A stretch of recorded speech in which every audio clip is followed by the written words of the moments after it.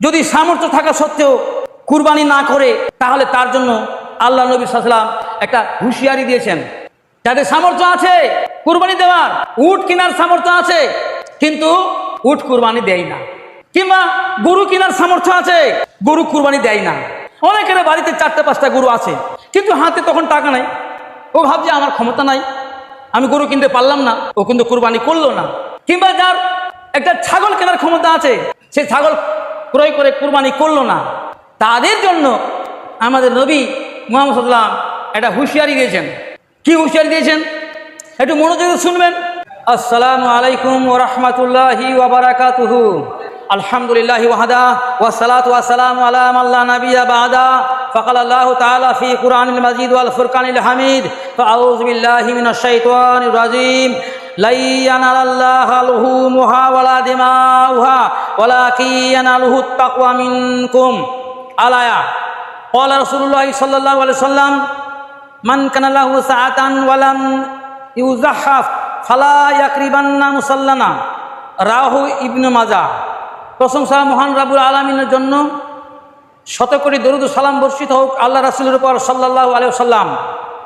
সম্মানিত উপস্থিতি, আমি আপনাদের সামনে সূরা আল হজের 37 নম্বর আয়াতের কিছু অংশ তেলাওয়াত করেছি এবং সুনানে ইবনে মাজার 2123 নম্বর হাদিস পেশ করেছি।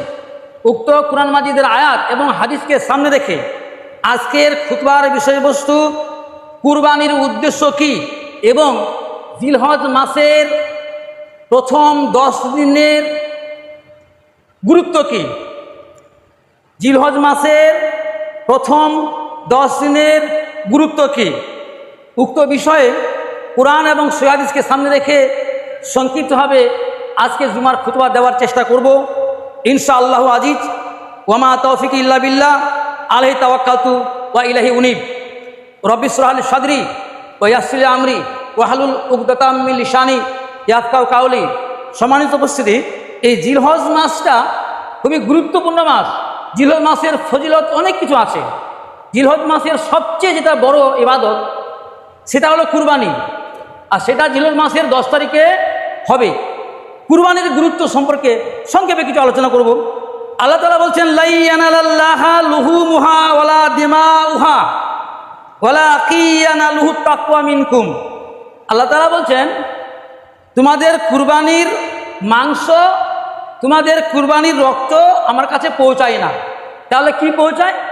তাকওয়া, তোমাদের মনের তাকওয়া আমার কাছে পৌঁছায়। তাহলে বোঝা গেল যে কুরবানির মূল যেটা উদ্দেশ্য সেটা হলো তাকওয়া অর্জন করা, পরহেজগারিতা অর্জন করা। এখন তাকওয়া কি জিনিস অনেকেই তাকওয়া সম্পর্কে বুঝে না। তাকওয়া হলো ছোট হোক বড় হোক যে কোনো ধরনের পাপ থেকে নিজেকে হেফাজত করা এবং আল্লাহর যেগুলো ফরজ বিধান, আল্লাহর যেগুলো আহকাম আরকান, সেগুলো যথাসাধ্য মানার চেষ্টা করা।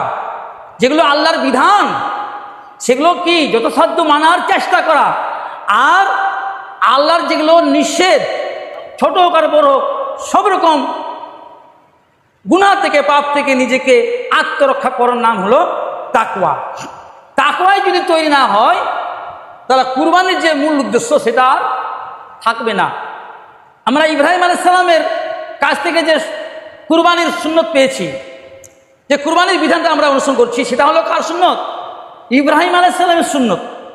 সূরা মাইদার 27 নম্বর আয়াতে আল্লাহ তাআলা কি বলছেন? সে আয়াতের যে মূল কথা সেটা হলো ইজ কররাবা কুরবানান।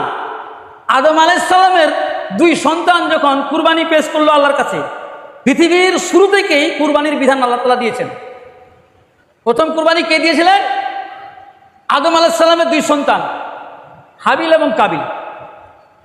তো 2 ভাই যখন কুরবানি পেশ করলো আল্লাহর কাছে, এক ভাইয়ের কুরবানি কবুল হলো হাবিলের, আর কাবিলের কুরবানি কবুল হলো না।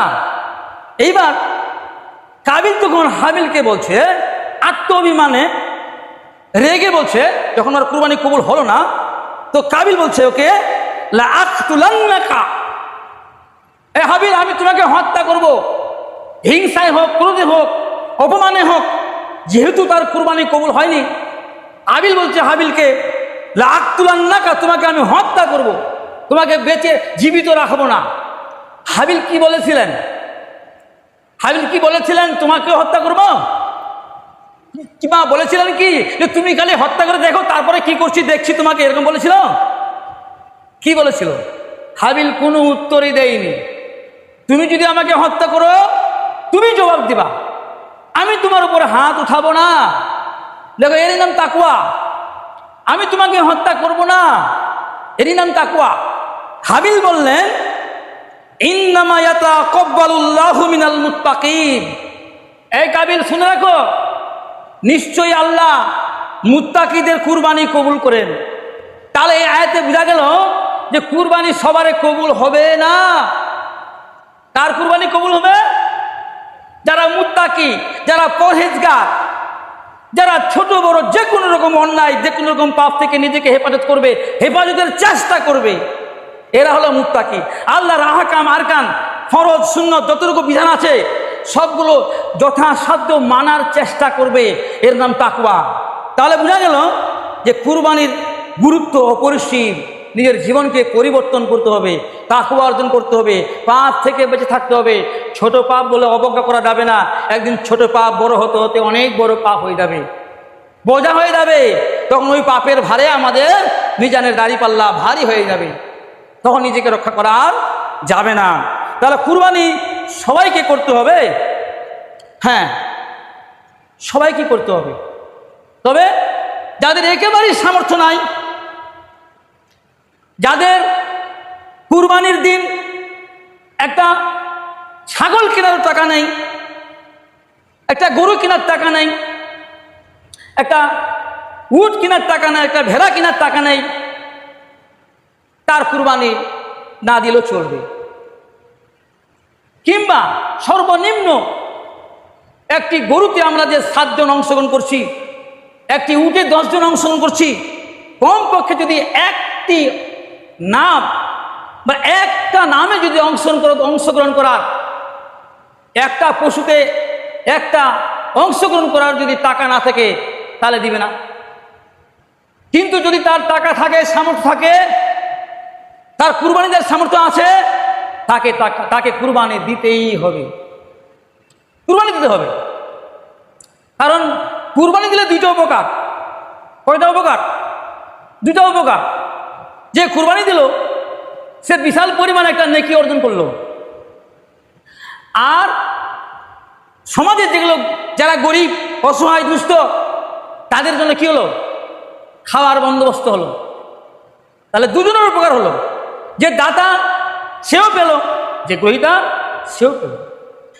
এখন প্রশ্ন হলো যে আপনি সামর্থ্যবান আছেন, আপনার একটা গরু কেনার সামর্থ্য আছে, আপনার সম্পত্তি আছে, বা কোনো জায়গায় টাকা জমা আছে, কিন্তু ওই দিনে হাতে টাকা নেই, তাহলে আপনি কি করবেন? আপনাকে প্রয়োজন হলে ঋণ করেও কুরবানি দিতে হবে।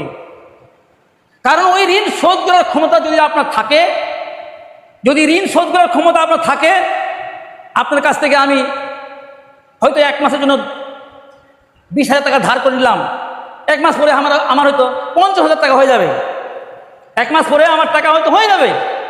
তাহলে আপনি প্রয়োজনে কারো কাছে কর্জে হাসানা নিয়ে কুরবানি দিতে পারবেন, কোনো অসুবিধা নাই। যদি সামর্থ্য থাকা সত্ত্বেও কুরবানি না করে, তাহলে তার জন্য আল্লাহ নবী সাল্লাল্লাহু আলাইহি ওয়াসাল্লাম একটা হুঁশিয়ারি দিয়েছেন। যাদের সামর্থ্য আছে কুরবানি দেওয়ার, উট কেনার সামর্থ্য আছে কিন্তু উট কুরবানি দেয় না, কিংবা গরু কেনার সামর্থ্য আছে, গরু কুরবানি দেয় না।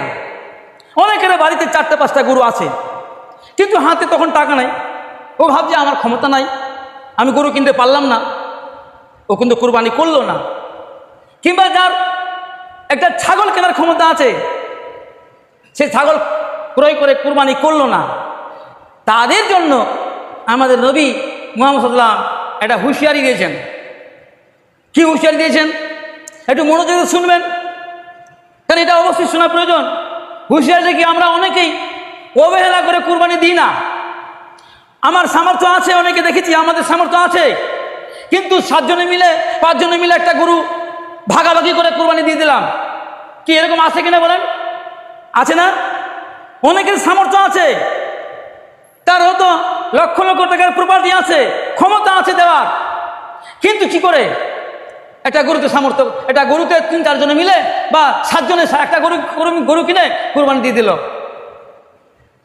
তাদের জন্য এই হাদিসটা শুনেন কি বলছে। আমাদের নবী মুহাম্মদ সাল্লাল্লাহু আলাইহি সাল্লাম তিনি বলছেন, মান কানা লাহু সাআতান ওয়া লাম ইউজাহহা ফালা ইয়াকরিবান্না মুসাল্লানা। তিনি বলছেন, আর্থিক সামর্থ্য থাকা সত্ত্বেও যে ব্যক্তি কুরবানি করলো না, আর্থিক সামর্থ্য থাকা সত্ত্বেও যে ব্যক্তি কুরবানি করলো না, সে যেন আমাদের ঈদগাহের নিকটবর্তীও না হয়।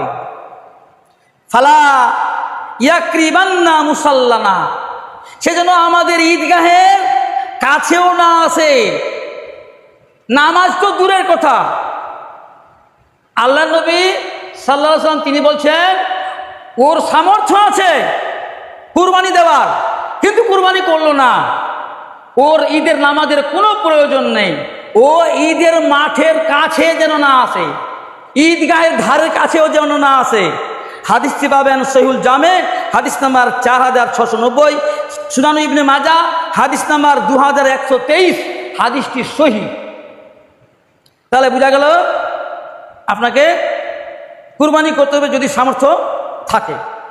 তারপরে বলছেন আরেকটি হাদিসে রাসূলুল্লাহ সাল্লাল্লাহু আলাইহি ওয়াসাল্লাম বলছেন, ইয়া আইয়ুহান নাস ইন্না আলা কুল্লি আহলি বাইতিন ফি কুল্লি আমিন উযহিয়া।